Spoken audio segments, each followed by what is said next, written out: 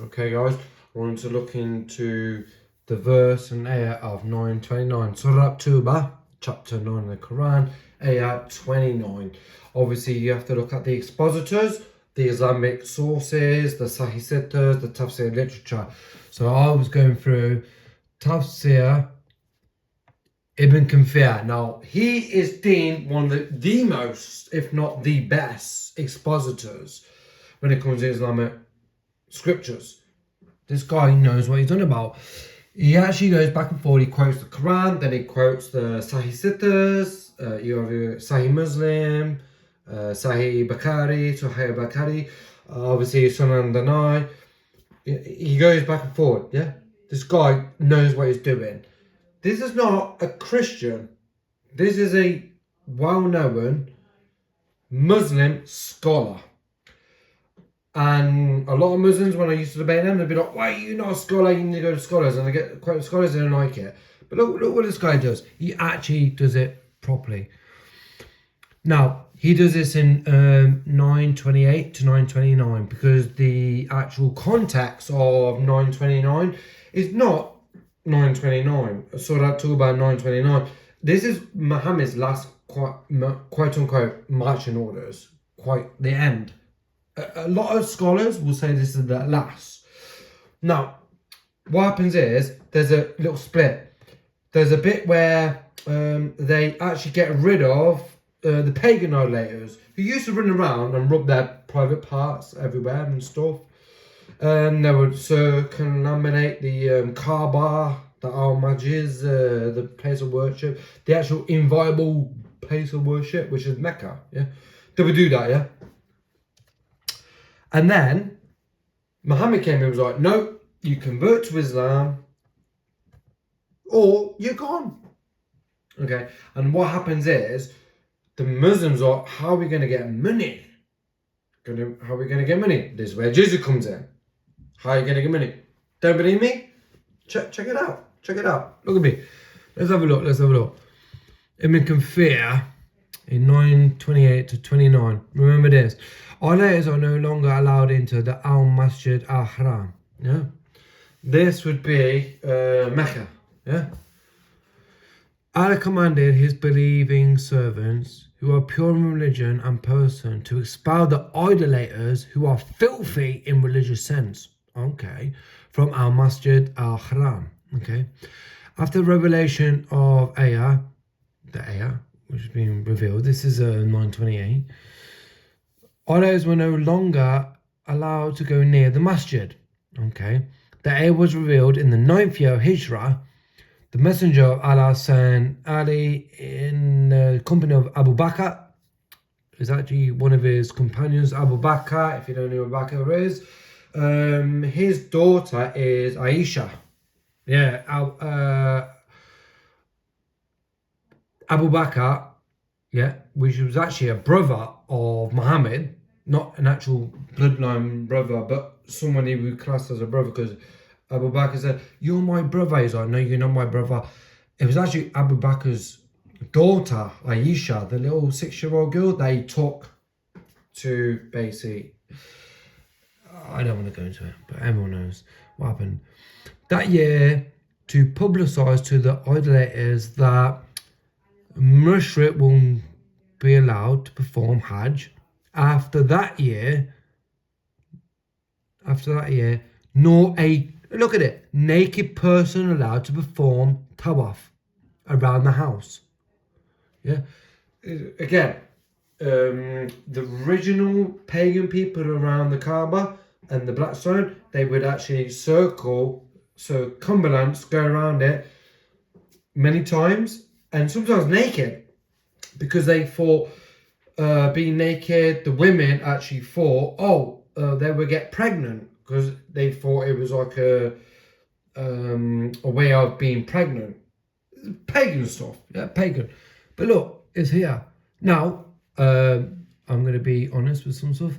Muhammad actually got rid of that. He actually did do this. This is what he says. Okay, naked, nor a naked person allowed to perform tawaf around the house. Around the house, what's that? That's the Kaaba, yeah? Allah completed this decree, made it legislative ruling as well as a fact of reality. Abu Razak recorded that Jabir Abdullah commented on the ayah. And then it will come back and forth, back and forth. Now, what's we going to do? Oh, you believe verily the mushrik are impure, so let them come near the al-masjid al-haram this year, unless it was a servant of one of the people of the Dimma. The people of the Dimma. Woo! You know what the Dimma is? People of servitude. Basically like a mafia kind of thing. The Dimma is basically another group of people, these are mainly Jews and Christians, that basically are a piece of crap, second-class citizens, whether they're men, women, or children. Let's go on. The Dimma.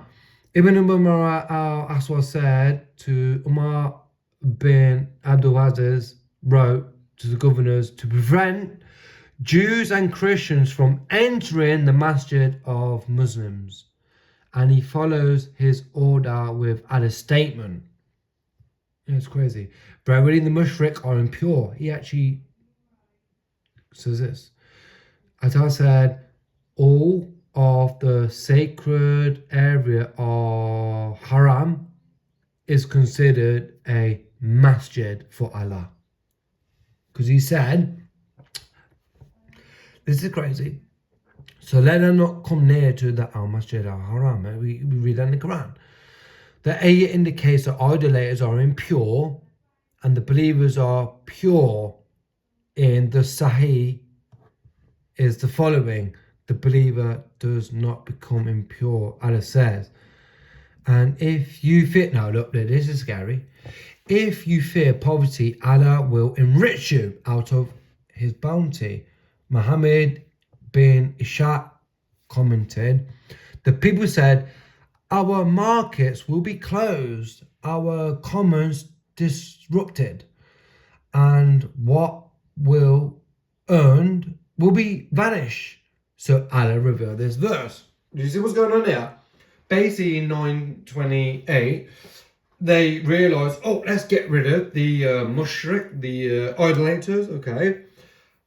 But wait, now we have no place of getting relevance, no money. And the Muslims, Muhammad gang members, were literally sitting there like, where are we going to get our money from? 929, here we go. Look what happens. From other resources. What? If he wills, until, well, of course he is, because this is what he does.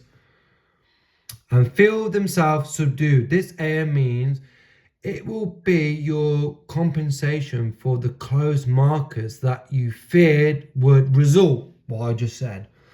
Therefore, Allah compensated them for the losses of the incurred because they severed ties with idolaters by the jizyah they earned from the people of the book. No, the people of the book is what? Jews and Christians. Yes. Jews and Christians. This is what I'm doing. People of the book, Jews and Christians. Similar statements were reported from Ibn Abbas, Majid Ibn Khan, Sayyid bin Jubair, Qatada and Abu Darak and others, Allah said.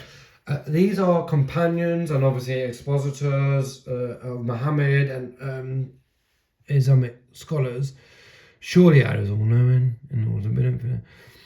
His word of prohibitions, for he is perfect in all actions and statement, all just in his creation and decision. Blessed and hallowed be he. This is what Allah compensated Muslims for their losses by the amount of jizyah that they took from the people of Dimma. Whoa. Now, personally, I gotta look at that. Wait. Your God, who apparently is meant to be the same God of the Bible, loves Jews and Christians. In fact, it commands Muslims to take the money, their jizyah from the Jews and Christians and subdue them. The way they subdue them is even crazier. Allah said, and then he quotes it, fight those who do not believe in Allah nor on the last day. Yeah? And it actually goes on to say, fight those who do not believe in Allah or Muhammad. He actually used a conjunction in the Arabic. I forget the way that the term is used, but it basically says Allah and Muhammad. Yeah, it's a conjunction. And a lot of Muslims, depending on what sect you're looking at, they've said this is quite idolatry because it shouldn't say that. But the Quran says it. Fight those basically who do not forbid what Allah and Muhammad says. Qutb, isn't it? His actual real name is Qutb. But they changed the name to Muhammad, praise one. Yeah. And do not believe what I don't believe and stuff like that. They must be persecuted. Yeah. And it goes in. Some of the people from Medina and some hypocrites. By the way, you know hypocrites? Actually, when you read the Quran, hypocrites are actually still classed as Muslims. They're not disbelievers. Hypocrites in the Quran are actually, and I did a video long ago, it got taken down because it showed something really crazy. In the Quran, what you have is Muslims, disbelievers, Jews and Christians, and then you have hypocrites. They are Muslim, but according to the Quran, they're not Muslim, but they're classed as not disbelievers. They're just classed as hypocrites. What they are, they're people that don't go out and fight. Yeah. Watch this. Fight those who do not believe in Allah, nor in the last day for bigger with anything. Yeah. People that are given the scriptures, Jews and Christians. On the 9th year of Hijrah, he prepared an army to fight and gather forces, and he collected an army of 30,000. Some people from Al-Medina and some hypocrites. See that? That's a key. In the Quran, that's key. Hypocrite is a Muslim, well, not a disbeliever, but someone who will not fight. They call them hypocrites. It's actually say so. They call themselves Muslims, but according to Muhammad and Allah, they're hypocrites if they don't want to fight. Look at it. Some people from Medina and some hypocrites in around it. Like behind for that year was the drought and intense heat. The Messenger of Allah marched heading towards Asham to fight the Romans until he reached Tabuk, where he camped for 20 days and everything as well. Resource and paying the Jizyah is a sign of Kufa, disgrace, Allah says. Until they pay Jizyah, do not embrace Islam. You pay Jizyah because if they do not embrace Islam. Okay. I believe in a God called the toilet. Oh, okay. I believe in a God called Allah. Okay, can you leave me know? No. You will pay Jizyah. Until you pay Jizyah, if they do not choose to embrace Islam. I mean, some people believe that the moon is made of cheese still. Yeah. Why should I be fought against and paid money until I observe this crap religion? Now, if I add up all the false prophets in the world, Muhammad would be right at the top. If I was at who did the most damaging in world history, Muhammad would be right at the top. Feel the same subdued, disgraced, humiliated and belittled. Therefore, Muslims are not allowed to honor the people of Dhimma or elevate them above Muslims, for they are miserable, disgraced and humiliated. Muslim recorded from Abu Hurairah that the Prophet said, now look at this is Sahih Sitters. Do not initiate the salam to the Jews and Christians. And if you meet any of them in the road, force them to the narrowest side of the alley. Force them. Don't initiate the peace. Do not be, hello, salam. You know, the Muslims say, oh, we just say salam, salam. No, your prophet and his companions said, do not initiate salam to the Jews and Christians. Do not initiate peace. If you meet them to the road, you force them to the narrowest side of the alley. This is why the leader of the faith of Umar bin al-Khattab, now this is the pact of Umar, may Allah be pleased with him, demanded his well-known conditions met by the Christians. So we are meant to, supposedly, meet these conditions. Let me tell you something. Any Muslim, any Mohammedan want to come down here? Yeah? Any Mohammedan want to come here? Mohammed right now, or anyone, if they were there, go on, force this condition on me. You know what I do? I'll take it and tell you to shove it up where it's supposed to be. But look at this. These are ensured their commissions of humiliation, degradation, and disgrace. The scholars of Hadith narrated that from Abu Rahman bin Gadam, say that really fast. I recorded Allah's most gracious, most merciful. This is a document of the servant of Allah, Umar, the leader of the faithful. This is actually one of Muhammad's companions. Yeah. From the Christian of such and such city, when you Muslims came to us, we requested safety for ourselves, children, poverty, and followers of our religion. Ironically, which is quite crazy, Muhammad and his companions actually fled to a place where Christians were there. And they were like, oh, can you please take us in? We're fleeing persecution. You know what they were fleeing?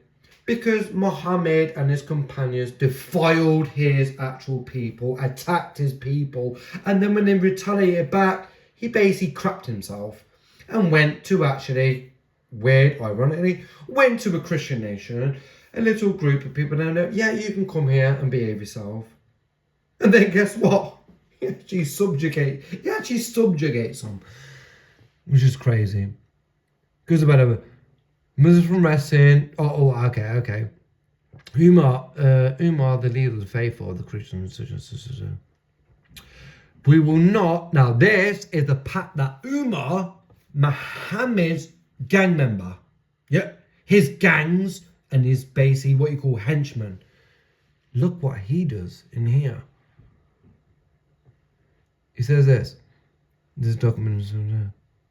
He actually puts this on Christians. We will not prevent any Muslim from resting in our churches, whether they come by day or night. We will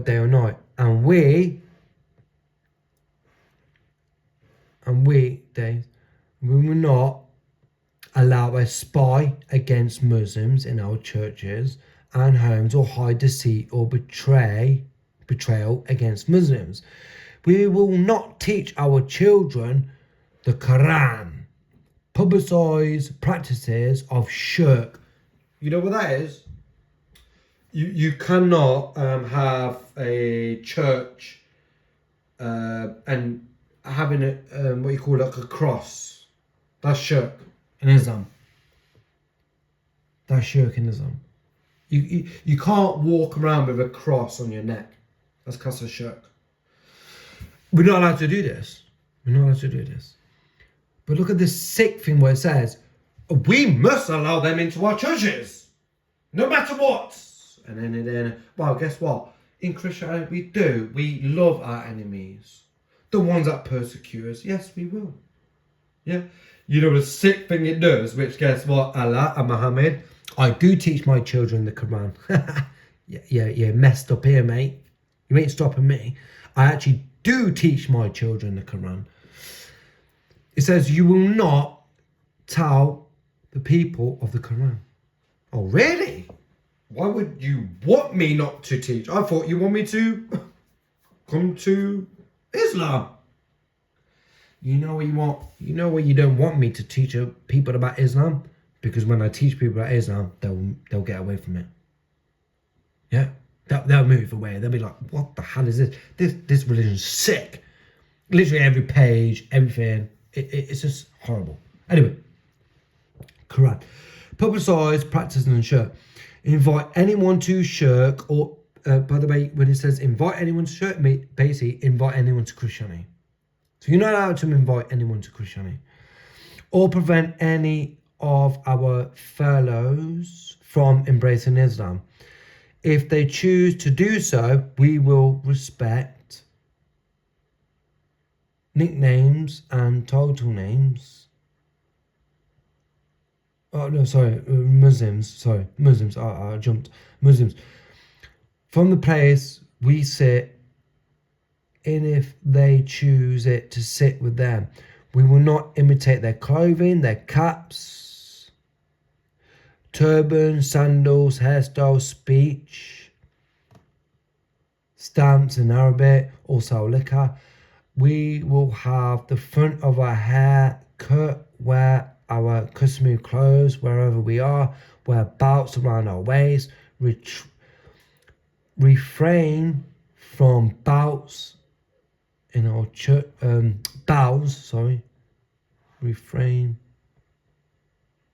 refrain from erecting crosses. So refrain from erecting crosses on the outside of our churches and demonstrating them and our books in public in Muslim fairways and markets.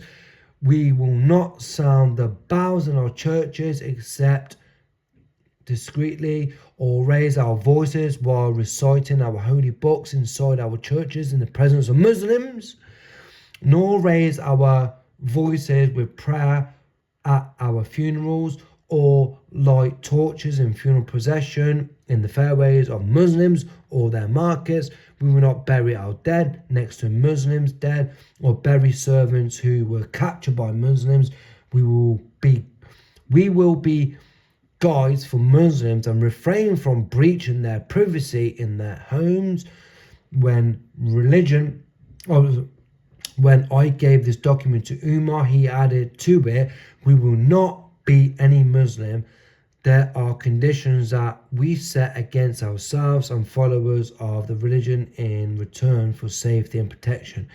If we break any of these promises that we set for our benefit against ourselves, then our dhimma, promise, protection, is broken, and you are allowed to do with us what you allowed of people of defiance and rebellion.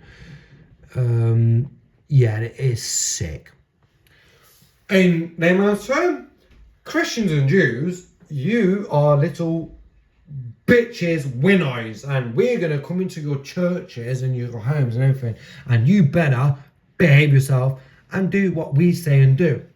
And if you don't like it, guess what? We're going to force the Jizyah on you. And by the way, you're not allowed to rebuild your churches. You're not allowed to walk around with a cross on your neck. You're not allowed to talk around Muslims preaching the gospel of Jesus, which every Christian is commanded to do.